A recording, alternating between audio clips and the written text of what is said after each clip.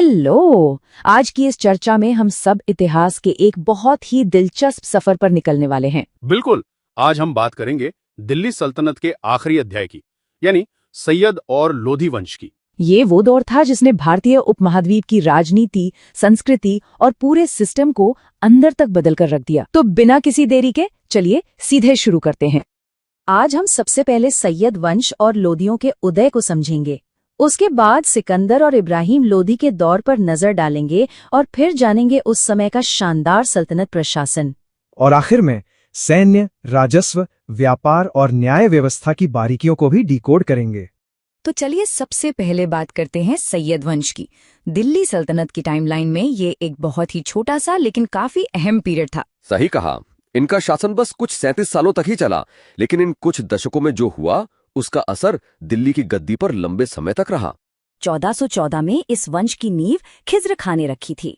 और आपको पता है, ये असल में तैमूर लंग के सेनापति थे। जब तैमूर लंग भारत से लौट रहा था तो उसने खिज्र खां को मुल्तान, लाहौर और दीपालपुर सौंप दिया था। और सबसे दिलचस्प बात तो ये है कि इतनी बड़ी पावर हाथ में होने के बाद भी भाई साहब ने कभी खुद को सुल्तान नहीं कहा। उन्होंने रैयत आला का टाइटल ही पसंद किया और तैमूर के बेटे शाहरुख को बाकायदा टैक्स भेजते रहे। कूटनीति का क्या बेहतरीन उदाहरण है ना। तो ये सफर 1414 में खिज्र खान से शुरू होकर 1421 में उनके बेटे मुबारक शाह तक पहुंचा। हाँ, और मुबारक शाह अपने पिता से थोड़े अलग थे। उन्होंने बाकायदा शाह की उपाधि ली और यमुना के किनारे मुबारकाबाद नाम का शहर भी बसा दिया। इसी दौर में याहिया बिन अहमद सरहिंदी नाम के विद्वान ने तारीख मुबारक शाही लिखी। सच कहूं तो इसी किताब से हमें सैयद वंश की सबसे सटीक जानकारी मिलती है। एकदम से। और फिर 1451 आते आते अलाउद्दीन आलम शाह के साथ इस वंश का चैप्टर क्लोज हो गया। अब जैसे ही सैयद वंश का पतन हुआ, दिल्ली के तख्त पर पहले अफगान राज्य की एंट्री हुई, यानी लोधी वंश का उदय। 1451 में बहलोल लोदी ने इस वंश की नींव रखी। लेकिन उनका जो मकसद अली का सिद्धांत है ना, वो सच में आपको हैरान कर देगा। अरे बिल्कुल। एक पावरफुल रूलर होने के बावजूद वो इतने विनम्र थे कि अपने सरदारों को इसी नाम से, यानी मकसद अली कहकर बुलाते थे। और जरा सोचिए, अगर उनके सरदार खड़े होते थे ना, तो सुल्तान बहलोल लोदी भी उनके सम्मान में अपनी जगह पर खड़े रहते थे। ऐसा सम्मान इतिहास में बहुत कम राजाओं ने दिया है। वैसे इन्होंने अपने नाम पर बहलोल सिक्के भी चलवाए थे।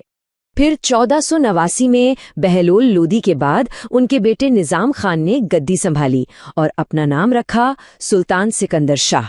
और यहीं से सिकंदर लोदी और बाद में इब्राहिम लोदी का वो दौर शुरू होता है जिसने सल्तनत में कई बड़े बदलाव किए। अगर आप सिकंदर लोदी को देखेंगे तो वह सच में एक मल्टी टैलेंटेड शासक थे।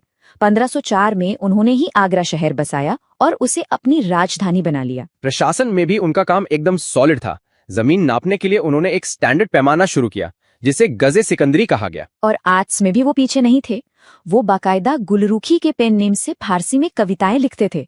और तो और एक संस्कृत आयुर्वेदिक ग्रंथ का फारसी में अनुवाद भी करवाया जिसका नाम रखा फरहंगे सिकंदरी। पर देखिए, सिकंदर लोदी की धार्मिक नीतियों में हमें दो बिल्कुल ऑपोजिट चीजें देखने को मिलती हैं।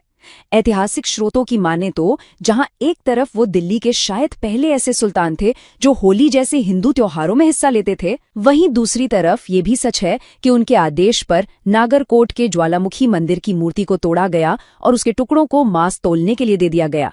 इतना ही नहीं, उन्होंने मुस्लिम महिलाओं के पीरों और संतों की मज़ारों पर जाने पर भी सख्त बैन लगा दिया था। इतिहास को समझने के लिए हमें इन दोनों ही विरोधाभासी बातों को बिना किसी जजमेंट के जैसी हैं वैसे ही देखना पड़ता है।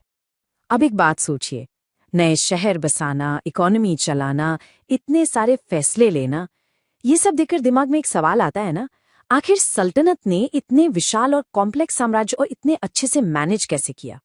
इसका सीधा सा जवाब है उस समय का कमाल का सल्तनत प्रशासन। ये सिस्टम बहुत ही वेल ऑर्गेनाइज था। यूं तो पूरी पावर सुल्तान के ही हाथ में होती थी, लेकिन लोदी वंश आते आते जो अमीर सरदार थे उनका इन्फ्लुएंस बहुत बढ़ गया था। मजलिस खलवत जैसी बकायदा काउंसिल होती थी जो फैसले लेने में मदद करती थी।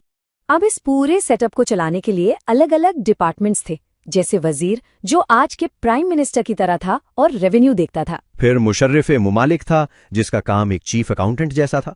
और मिलिट्री की पूरी पावर आरिज़े मुमालिक के पास होती थी। लेकिन सबसे इंटरेस्टिंग था बरीद मुमालिक। ये उनका इंटेलिजेंस या जासूसी विभाग था। सुल्तान हमेशा अपने सबसे भरोसेमंद आदमी को ही इस पोस्ट पर बिठाते थे। और हाँ, न्याय के लिए सुल्तान के बाद जो सबसे बड़ा जज होता था उसे काजी उल कुजात कहते थे। एक और दिलचस्प बात देखिए, अलग अलग सुल्तानों ने अपनी जरूरत के हिसाब से अपने अपने नई डिपार्टमेंट्स भी बनाए।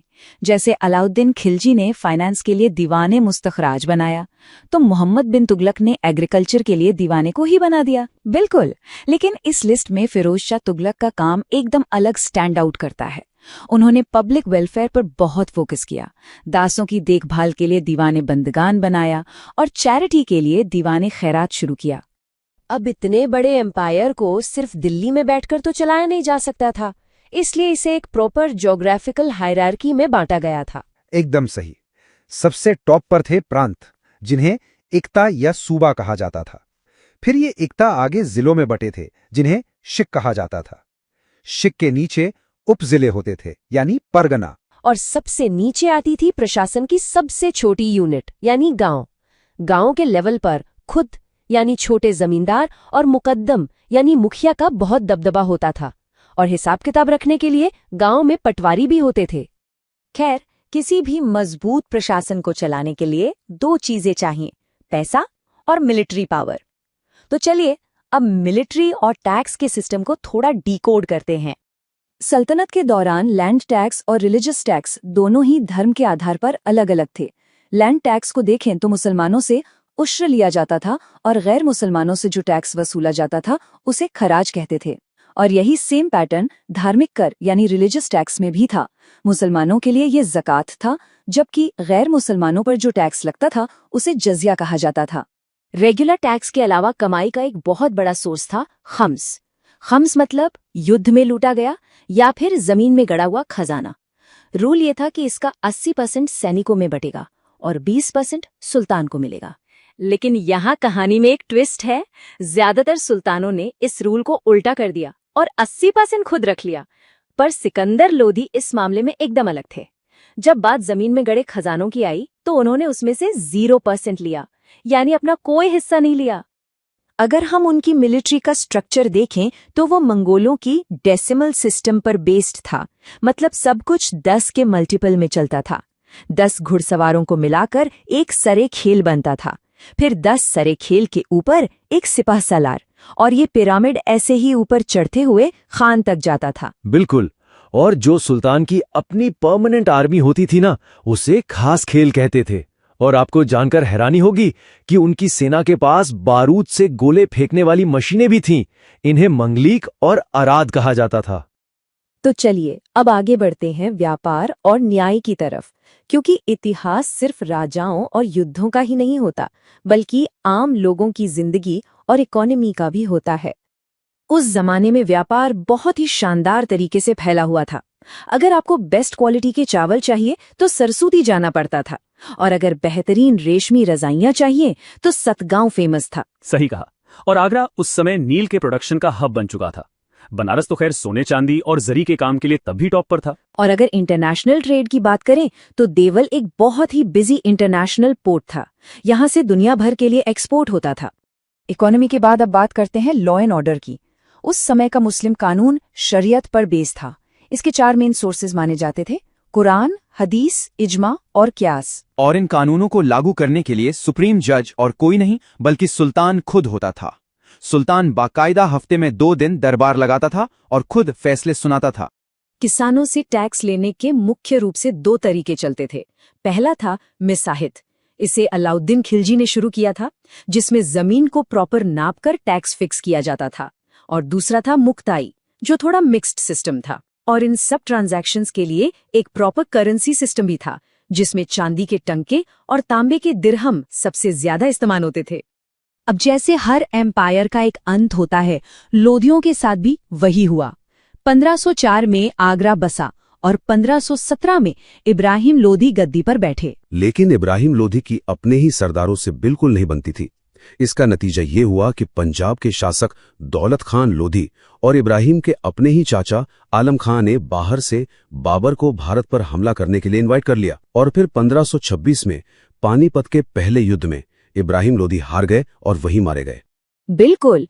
और यहीं से ये सवाल उठता है कि 1526 में पानीपत के मैदान में बाबर की उस एक जीत ने पूरे भारतीय उपमहाद्वीप के भविष्य को आखिर कैसे पलट कर रख दिया। ये एक ऐसा सवाल है जो हमें इतिहास के एक बिल्कुल नए चैप्टर यानी मुगलों के दौर की तरफ ले जाता है।